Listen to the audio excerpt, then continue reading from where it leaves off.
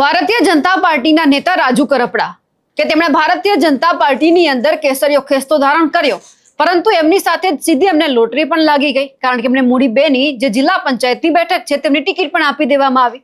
હવે વધુ એક વખત તેમને એક મહત્વપૂર્ણ જવાબદારી સોંપવામાં આવી છે, પણ સવાલ હવે થઈ રહ્યા છે કે જે જવાબદારી એમને સોંપવામાં આવી છે તેમના ઉપર તે કેટલા ખરા ઉતરશે।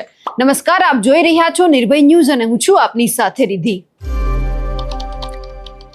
આમ આદમી પાર્ટીના પૂર્વ નેતા કે જેઓ હંમેશા ખેડૂતો માટે લડતા હતા, જે હાલ ભારતીય જનતા પાર્ટીમાં આવી ગયા છે।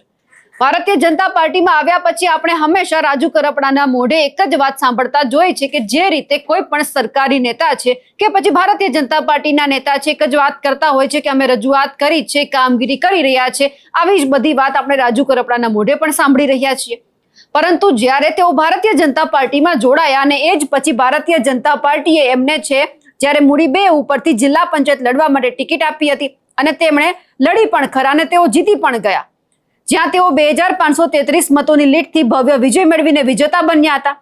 હવે ફરી એક વખત ભારતીય જનતા પાર્ટીએ તેમના ઉપર ભરોસો મૂક્યો છે અને સુરેન્દ્રનગર જિલ્લા પંચાયતના સિંચાઈ સમિતિના ચેરમેન પદે તેમની નિમણૂક કરવામાં આવી છે। પણ આ બધાની વચ્ચે હવે સવાલ અહીંયાથી એ થઈ રહ્યા છે કે રાજુ કરપડા કે જેમને જે આ જવાબદારી સોંપવામાં આવી છે તેમાં કેટલા ખરા ઉતરી શકશે। રાજુ કરપડા સુરેન્દ્રનગર અને ઝાલાવાડ પંથકમાં લાંબા સમયથી ખેડૂતોના પ્રશ્નો અને ખાસ કરીને નર્મદાના પાણી તથા સિંચાઈની સમસ્યાઓ માટે આંદોલન અને રજૂઆતો પણ કરતા આવ્યા છે। આપણે જોયું છે કે જ્યારે તેઓ આમ આદમી પાર્ટીમાં હતા ત્યારે અનેકવાર તેઓ નર્મદાના પાણી માટે લડ્યા છે।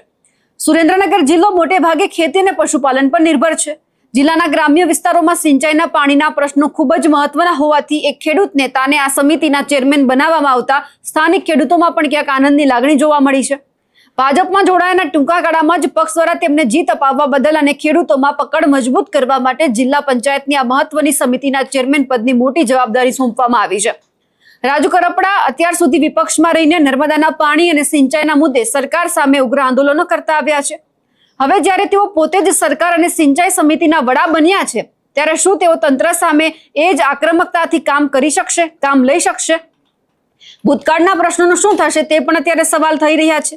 વિપક્ષમાં રહીને તેમણે સિંચાઈ વિભાગની જે ખામીઓ અને ભ્રષ્ટાચારનો આક્ષેપો કર્યા હતા, હવે સત્તામાં આવ્યા પછી તેઓ તેના પર શું એક્શન લેવાના છે તેમના ઉપર પણ સૌ કોઈની નજર છે। હવે સૌથી પહેલા આપણે દ્રશ્ય ઉપર નજર કરીએ કે જ્યારે તેમને સિંચાઈ સમિતિના ચેરમેન બનાવવામાં આવ્યા છે ત્યારે ત્યાં કેવો માહોલ છે।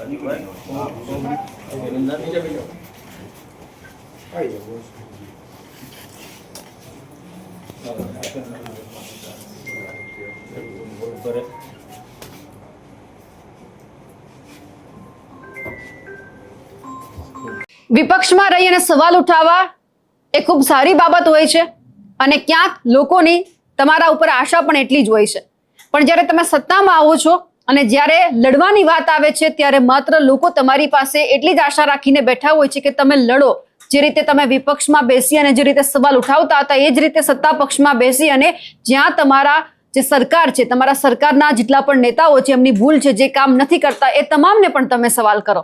હવે આ બધી જ બાબતે જોવાનું છે કે જ્યારે રાજુ કરપડા ઉપર આટલો ભરોસો મૂકવામાં આવ્યો છે, જ્યારે સિંચાઈ સમિતિના ચેરમેન બનાવવામાં આવ્યા છે ત્યારે ખેડૂતોની જે લાગણી છે તે કેટલી સંતોષાઈ છે। અમારા અહેવાલને લઈને આપને શું માનવું છે કમેન્ટ કરીને ચોક્કસથી જણાવજો।